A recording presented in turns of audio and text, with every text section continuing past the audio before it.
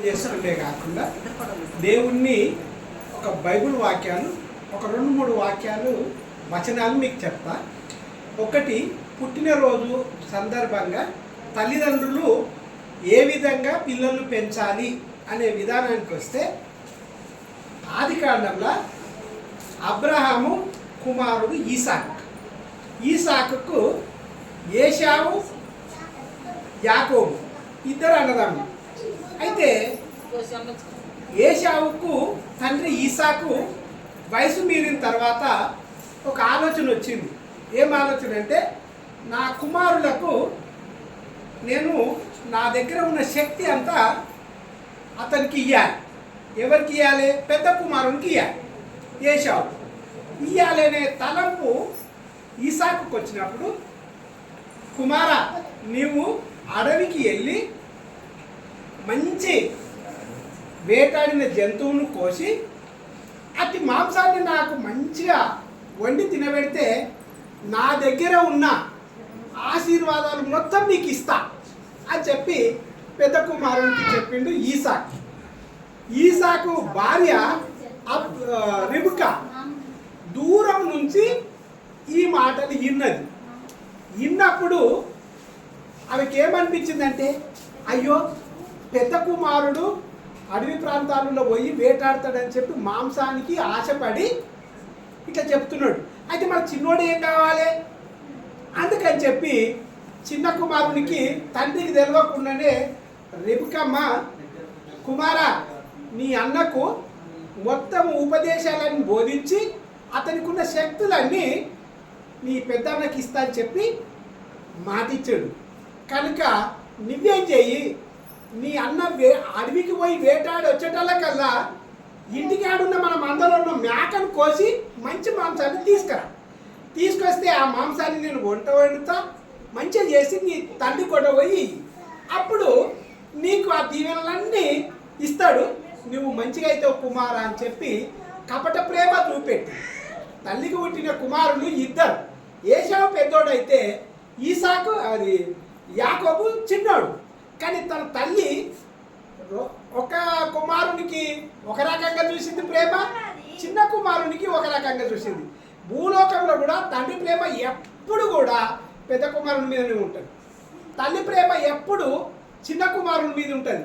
ఎందుకంటే అది బైబిల్ ప్రకారంగా ఆ రోజులలో చేసిన శాపమా అని ఈ రోజు వరకు కూడా అది నడుస్తూనే ఉన్నది. అయితే రిబకమ్మ చెప్పిన మాటలు విన్నాక ఈ యాకోబు ఏం చేసిండు, అమ్మ అన్నకు పెద్ద పెద్ద జుబ్బుర్లు ఉన్నాయి, మాంసం అంతా గొర్రె జుబ్బురు లాంటి శరీరం ఉన్నది, నా తండ్రి నన్ను గుర్తుపడతాడు కదా అంటే, లేదు ఆ కోసిన మాంసము మేకది ఉంటుంది కదా గొర్రెది, దాన్ని పెయ్యంతా చుట్టి కుమారునికి కట్టి తన కొడుకు తండ్రి దగ్గరికి పంపించింది. ఇంత తొందరగా వస్తే ఆ కుమార నీకు అంత జంతువేల దొరికిందంటే అది నీ చిత్తమే, దేవుని చిత్తం నాన్న, అందుకని చెప్పి నేను త్వరగా తెచ్చినా అని చెప్పేస్తే ఆ మాంసాన్ని తిన్న తర్వాత ఇసాకు తన చిన్న కొడుకు అని తెలియకుండా చిన్న కొడుకుకే మొత్తం ఉండలేనివన్నీ ఆశీర్వాదాలు ఆయనకి ఇచ్చిన తర్వాత జరసేపటికి పక్కకు జరిగిండు కొడుకు చిన్న ఆయన. తర్వాత పెద్దోడు వచ్చి, నాన్న నేను నీకు మంచి ఆహారం తీసుకొచ్చిన, మంచి జంతువులు వేటాడి తీసుకొచ్చిన, నన్ను మీరు అన్నం తిని ఆ మాంసాన్ని తిని నాకు ఆశీర్వదించు నాన్న అంటే, అయ్యో కుమారా ఇప్పటిదాకా వచ్చిన వాళ్ళు ఎవరు? అది నువ్వు కావా? మళ్ళీ అతను ఎవరు అంటానంటే, నేను కాను నాన్న అని చెప్తే అది నేను అతనికి ఇచ్చేసినే అయిపోయింది కుమారా, నా దగ్గర ఒక్క ఆశీర్వాదం కూడా నా దగ్గర నేను ఉంచుకోలేను, ఉన్నాయని ఇచ్చేసిన అంటే లాస్ట్కు ఎంత వేదన పడి పెద్ద కొడుకు ఏడిచిండు. ఏమని? నాన్న ఒక్కటి నాన్న అని చెప్పి మస్తు వేదన పడితే ఎంత పడ్డా కూడా కుమార నా దగ్గర ఒక ఆశీర్వాదం లేకుండా పోయింది. కానీ నీకు ఇచ్చేది ఒకటే ఒక ఉపమానం, నువ్వు కత్తిని పట్టుకొని జీవించు. లాస్ట్కి అతను ఇచ్చిన వచనం ఏంటంటే, నువ్వు కత్తిని పట్టుకొని ఆ కత్తి శాసనమని జీవించుకో, తప్పగానే నా దగ్గర ఆశీర్వాదాలు లేవన్నాడు. ఆ కత్తిని పట్టుకొని పెద్ద కుమారుడు అదే జీవితం జీవించుకుంటూ పోయాడు. తర్వాత ఈ మాటలు విన్న రిబకమ్మ తల్లి, కుమారా యాకోబు చెప్పింది చిన్నోనికి, నీ అన్నకు కత్తిచ్చాడు మీ నాన్న, కనుక నీ అన్న ఎక్కడ ఉంటాడో ఏమవుతాడో తెలియదు, కానీ నిన్ను మాత్రం చంపేస్తాడు. అందుకని చెప్పి నీ మేనమామల ఇంటికి, నా ఇంటికి, నేను పుట్టినింటికి పోయి మా అన్నల దగ్గర నువ్వు కొన్నాళ్ళు ఉండు, నేను మళ్ళీ నీకు ఉపదేశం ఇస్తా, మెసేజ్ ఇస్తా, అప్పుడు నువ్వు దా అని చెప్పి తన చిన్న కుమారుడు యాకోబును తన తల్లిగారింటికి పంపించాడు.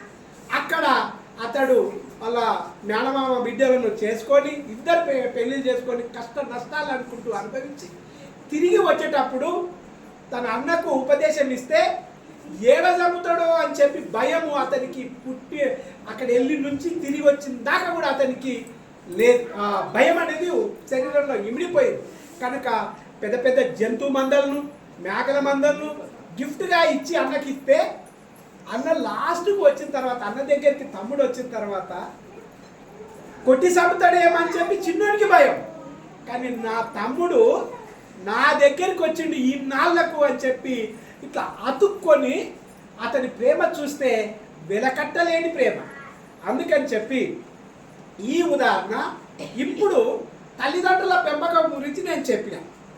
ఒకరేమో చిన్నోళ్ళు, ఈమె పుట్టినరోజు జరుపుకునే ఆమె చిన్న ఆమె, పెద్ద ఆమె ఇంకో ఆమె నిదానం ఉన్నది.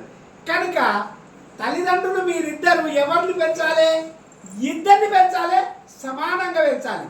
కానీ అది భూలోకంలో సాధ్యం కాని పని. ఎందుకంటే తల్లి తండ్రి ఇద్దరిని సమానంగా ఎప్పుడు పెంచలేదు. మా తల్లిదండ్రులు కూడా అయితే చేసి ఎవరినో ఒకరిని కొత్త ప్రేమిస్తారు, ఎవరినో ఒకరిని రకరకాల డబ్బుకమ్మ ఆశపడితేనేమో నన్ను ప్రేమించారు, శరీరకంగా ప్రేమించాలంటేనేమో మా పురుషత్వం ప్రేమించారు. ఆయనేమో ప్రేమతోటి ఆ దావకాండ అవి చూసుకుంటూ పోయిండు, పైసలు ఇవ్వేమో రాడుండే మా నాయన, ఆ పైసల గురించే నన్ను ప్రేమించారు. అట్లా జీవితం అనేది ఇసాకు అబ్రాము కుమారులకి వెళ్ళి చూసుకుంటూ వస్తే, అబ్రాముకు కుమారుడు ఈసాకు కాడికి వెళ్ళి పెడితే యాకోబు కాడికి వెళ్ళి మోషే. ఈ విధంగా చూసుకుంటా వస్తే దేవుడు అదే కుటుంబాన్ని ఆశీర్వదించుకుంటూ వచ్చి ఈ రోజు వరకు జీవించి మానవులకు మోషే ధర్మశాస్త్రం దగ్గర అన్యుల ఆచారాన్ని చూపెట్టి ఈ లోకంలో మనకు ఎన్నో విధాలుగా అష్ట కష్టాలు పెట్టుకుంటూ ఈరోజు జీవిస్తున్నాము అంటారంటే మనమే భయపడుకుంటూ జీవిస్తూ ఉన్నాం. ఎందుకైనా మంచిది. ఎందుకో దేవుడు ఈ రాత్రి నన్ను ఇక్కడికి పంపించి మీకు బోధించడానికి ఇచ్చిన ఈ సమయాన్ని బట్టి దేవునికి వందనాలు చెల్లిస్తున్నాను. సరే, ఇప్పుడు చిన్నపాటి ప్రేమ ఇందులో మనము కేక్ కట్ చేసుకునే దానిలో పాలు పంచుకుందాం. కట్ చేద్దాం వీడియో కట్.